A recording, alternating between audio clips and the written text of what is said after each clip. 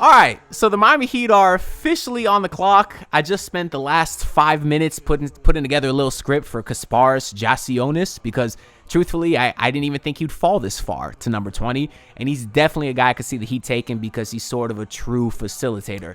But I didn't have a lot to say about him because I didn't actually do a deep dive on him. Go figure. We talked about 18 prospects, including Liam McNeely, Rasheed Fleming, Noah Senge, Will Riley, Nick Clifford, Walter Clayton Jr., Cedric Cowell, Norton Troy, Ben Sov, Jace Richardson, Carter Bryant, Thomas Over, Danny Wolf, Steve Reno, Adu Thero, Hassan Young, Hugo Gonzalez, and Asa Newell. Wow, so y'all could see me say that all finally live. But those are the 18 guys we talked about. Kasparas Jakucionis was not one of them because he was projected to go a lot higher. Actually, in the lottery, according to every major publication, NBA Draft.net number 13, Bleacher Report number 13, Yahoo number 10, Tankathon 8, ESPN 11, CBS number 8, and The Ringer number 14. So a guy projected to go in the top 10 from a lot of people, but here he is at number 20. I don't know if the Heat will take him. I'm certainly staying off of Twitter. Put all my devices on Do Not Disturb because I don't want any spoilers. That's how I think the draft should be watched. They're showing the War Room on TV right now. Not one phone call is being taken, so they're probably not making any trades, although they very well might. Like I said, I'm going to wait to see the pick. And then I'm going to check Twitter after that. But just before us, Walter Clayton was taken 2 picks prior. I think he was flipped to Utah. The pick right before Miami, I forget who was that. But yeah, Clayton was taken 2 spots ahead. I know that's the guy a lot of people wanted. Oh, and that's right. It was Nolan Traore that was taking the pick before us.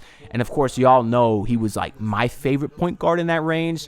To recap, my top 5 was Cedric Coward, who went very early. He went to, I think Portland drafted him, but then they flipped him to another team, which I thought was a dumb move because he would have fit perfect in Portland. But what can you expect from Joe Cronin? That guy's a bum. But then Joe Cronin actually ended up taking Hassan Young, one of my favorite early second-round prospects. They reached for him, but, hey, it's a reach. I like him as a prospect, though. Him next to Klingon could be a scary Twin Towers. But, yeah, I liked Coward the best. Then I liked, never mind. Adam Silver is coming to the board. Let's see who the Miami Heat take. I guess I'm hoping for Kasparas. If not, Rasheed Fleming. That's the second guy on my list. He's still available. Miami Heat select Kasparas. Hey! Kasparas Jakucionis. Okay, I like the pick. The Heat were able to find a guy who not only fits position of need, but has a lots of potential in this league. Before we talk more about Kasparas, I just want to ask if y'all could please subscribe to the channel because currently 55.1% of y'all are not subscribed. I do genuinely appreciate all the support. I'm Hype Heat Nation. Let's get back into it. That's hilarious because I literally said in my last video, I'm going to be mad if the Heat takes someone that I did not do a deep dive on because I talked about 18 guys, but I didn't think a prospect that good would fall this far. That's awesome, man. Listen, what you're talking about with Kasparas Jakucionis, super young prospect, literally just turned 19 in May, so very raw, not another Jaime Jaquez, which I think most people were all against. I like Jaime, but he's just Jaime's a bit of an older prospect, of course. They're showing right now Kasparas. Yeah, I know he played for Madrid a little bit. It says that he won FIBA under 16 Eurobasket with Lithuania. I did read he was on their world team. Favorite players are Luka and Shea. Those are 2 good players to follow. But yeah, at the combine, Kasparas measured in at 6'5" with a 6'8" wingspan. Nice measurables, 205 pounds, so not super big, but you know, definitely a lot bigger, about 20 pounds more than what Nolan Traore was. I'm listening to a little bit of what Jay Billis got to say now. I'm happy, man. That's a good pick. Like I said, I didn't even look into him because I didn't think he'd be available. Right now, they're showing his pick and roll playmaking. Yeah, he's good at that. He's a guy that can run the pick and roll. And Jay Billis is saying, oh, he just did a nice little fake pass. I'm excited about this one, man. Of course, last year I wasn't as excited. I wanted Dalton Connect. He was available. We took Khalil Ware, who I liked, but I was just a bit disappointed. I wanted Connect. But obviously, that ended up working out. I think Khalil Ware is probably the better player and the better prospect. But this one I'm definitely happy about, man. Definitely happy about. Yeah, Jay Billis had him at 11th. Wow. I wonder why he slid. Yeah. Yeah, but So, yeah, we talked about his measurables. At his 1 year at Illinois, played with Will Riley, another guy we were kind of heard some rumors about maybe the Heat being interested in. But Illinois was the main player. Wow, they just compared Kasparas to Andrew Nembhard. I'd like that. I actually started a little bit of controversy on Twitter the other day when I said Tyler Hero was worse than Andrew Nembhard. I was half being serious, half joking, but if you look at the playoff numbers, they're basically the same, except Nembhard is way more efficient and he's a better shooter. But that's not what this video is about. Let's talk more about Kasparas. Kasparas with Illinois averaged 15 points per game, about 6 rebounds, 5 assists. So he stuffed the stat sheet. That also includes turnovers. Although he had 5 assists, he did average about 4 turnovers. You don't love that, but like we just said, he's very young. 44% from the field, 32% from 3, so the efficiencies don't blow you away, but he did shoot 5 threes a game, so he's not a guy. It's not good that he shot that much that poor, but it shows that he's not afraid to shoot it. Even Jay Billis said that he expects Kasparas to be a better shooter than his numbers showed, and partly because he did shoot 85% from the free throw line, and that's on 5 attempts a game. Some of the player comps that I did see for Kasparas is Austin Reeves, who has been linked to the Heat a lot. Doesn't make sense. That fit with Hero is a bit weird. But then we also saw Kobe White, who was also linked to the Heat actually too. Seems like as a Heat fan, I love to see that comparison. And I did write down some of the notes from Kevin O'Connor just to give you some more insight into what his strengths and weaknesses are. So as far as strengths, it says he has a lot of upside as a pick and roll player. Finally, we have a guy that can run the pick and roll. How long have we been waiting for this? It says he moves at his own pace, which is a very tough skill for a young guard. I always mention it's not about having blazing speed as a guard, but but Kasparas can control pace, which is almost more important because that's how you throw the defense off. And the fact that he's able to control his pace to get his teammates involved, that's very beneficial. Also says that he has a bit of creativity and daring nature to his passing. So I think he could be a guy who's at the very least fun to watch for Heat fans, which is important.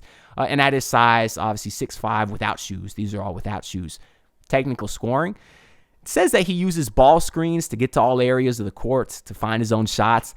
That's a little reminiscent of Tyler Hero just because the joke with him is he always needs a screen to score. But still, I'll take a guy who can 3-level score. That's a bit of a lost art in today's NBA. He can't finish at the rim, which percentages weren't good. Because it also notes that even with Barcelona and the Lithuanian national team, he shot close to 90% from the free throw line. So not a guy you have to worry about at the strike. And although he's an average shooter, at least Kevin O'Connor believes that he's it's a safe bet that he'll figure it out. Has smooth mechanics off the catch, can get off the dribble, can get to that step back. So there is a little bit of versatility there. Then the last strength they have listed really excites me. And it says effort. In his first possession back from the floor after suffering a little forearm injury, he actually dove for a loose ball. Says that he plays hard, he crashes the boards, he runs the floor. That sounds like a Heat culture guy. And outside of a facilitator, one of the things I wanted the Heat to target this offseason in general, not just the draft, is more dogs, more Heat culture guys. Bring Heat culture back with guys like Davion Mitchell. I thought that's something that Asa Newell could have did. I thought he might have been a pick for Miami as he was still available here. A lot of people didn't think he would be. But yeah, Kasparas is definitely a Heat culture guy, and I love that about him. Some of the weaknesses, though, it does say inconsistent production. He did get a little bit worse as the season goes on, but Kevin O'Connor mentions that could be due to his forearm injury, maybe some fatigue. It's not nice to hear that he hit the wall in college. Usually you see players hit the wall in the NBA because the season is longer. We saw that with Jaime Jaquez the second half of his rookie season, but maybe it was the injuries for Kasparas. Hopefully it wasn't the fact that his opponents got a little bit better. You hope that's not the case. But just a little bit of inconsistent injury. But it does say he became a little bit more of a careless decision maker. As pressure ramped up, he got hunted a little bit more. So you don't love that. But it says that he commits some bonehead fouls, some bonehead turnovers. Had 11 games with more turnovers than made baskets. That's not a good thing. But the Jazz are on the clock here for the Wizards. Oh, the Wizards took Will Riley. Wow, I don't agree with that pick for the Wizards at all, but that's why they're the Wizards. Anyways, yeah, he had a lot of dumb turnovers. A lot of times it says he was dribbling the air out the ball for 10 seconds, trying to do way too much. He was on an Illinois team that had Will Riley, not much else. He'll learn. The point guard is the hardest position to develop because you have to do so much out there when you are a floor general. I'm not so concerned about a lot of the dumb turnovers. That's kind of something you clean up as you get older, as you get with professional development staff, and as you get into a system with better players. It's hard to turn the ball over when you're running a pick and roll with Bam Adebayo and Khalil Ware. Throw it up anywhere, they will go get it. So I'm not super concerned about a lot of these turnovers. Now, the last weakness they have is his defense. It says he has average lateral quickness, which leaves him prone to get it roasted by smaller guards. You don't love that. Ideally, next to Tyler Hero, you want someone who could fit pretty well from a defensive standpoint. That's not going to be Kasparas, but who's to say Tyler Hero's here long term? I don't know what the Heat do. I haven't even checked Twitter yet. For all I know, they could have traded Kasparas, Jakucionis. I don't see any notifications about it. We'll check Twitter before I get out of here. But yeah, so it won't be a great defender. It needs to improve his strength a little bit to guard maybe some of the bigger players, maybe bigger twos. Because although he's 6'5" with a 6'8" wingspan, only 200 or so pounds, I think we said. Let me go back up here. 205 pounds. So he'll put on some more weight. I'm not concerned about that either. But he'll never be an elite defensive guy, which is why my only big concern is his fit next to Hero, kind of how that works. Because I think they need a facilitator that could start. But are you going to start him next to Hero? Are you going to bring him off the bench? But now who's going to throw lobs to Bam and Ware? Who's going to run pick and roll with them in the starting lineup or to close games? I don't know. So that kind of transitioned us to his fit on the Miami Heat where, I think the fit is seamless. That's why kind of once I saw that Traore went number 19, I had a feeling the Heat would take Kasparas. That's why immediately I got out my laptop and started taking all these notes about him so I could sound like I knew what I was talking about. Because I certainly knew about Kasparas, but I didn't have an in-depth deep dive because obviously we didn't talk about him too much here. But he's a great fit on the Miami Heat. Will he start right away? Probably not. We got to see what the Heat do with Davion Mitchell. In general, Spo seems to not like starting rookie guards as much as, or I guess he really doesn't like starting rookie anybody anyways, because even for big men, Ware didn't play a lot till like February. Jokic didn't play a lot his rookie season, where a guy like Jaime Jaquez played a lot. But I mean, who's the last guard they drafted? I think Heat vs. Haters was talking about this the other day. They really don't draft a lot of guards in general. I think it was like Josh Richardson was the last one, right? Josh Richardson, Dwayne Wade. I forget if there was someone else off the top of my head. I'm probably forgetting someone there. But yeah, I think his fit with the Heat is probably pretty clear. I'm very curious to see how much he plays from the jump. But now let's open up Twitter here, see if we found anything that we missed. We got my boy Adam Barai, who kind of predicted the Heat might move this pick all day. Maybe the Heat did have intentions to do that before Kasparas slipped to them. But he's got a potential starting lineup of KJ. I don't want to call him KJ. That's Kashad Johnson to me. But Kasparas, Hero, Wiggins, Bam, Ware. It's not that bad, I suppose. I suppose you have a decent little bit of everything there. Here's the War Room. Hey, shout out to Pat Riley, man. Listen, I know he's a senile old man, but that's my guy. I love seeing Pat Riley happy. What else do we got here? We got the pick. We'll save that video. Celtics are trying to move into the lottery. Celtics were trying to move because for Kasparas, Jakucionis. Apparently that was a rumor before the draft. Is there a chance we could use Kasparas in a Jaylen Brown trade? I don't know. My guy Adele, Digital Adele, shout out to him, the draft expert. He loves the pick, was 8th on his big board. Let me see what else we got here. Got the numbers on the board reaction. We finally got a point guard. Yes, my boy Bones. Kasparas says, I speak Spanish, and in Miami, a lot of people speak Spanish. Hell yeah, bro. I do remember there was points where Kasparas was mocked to go as high as 4. We actually did talk about that in a video a long time ago. Yeah, Khalil Ware has got your playmaking point guard.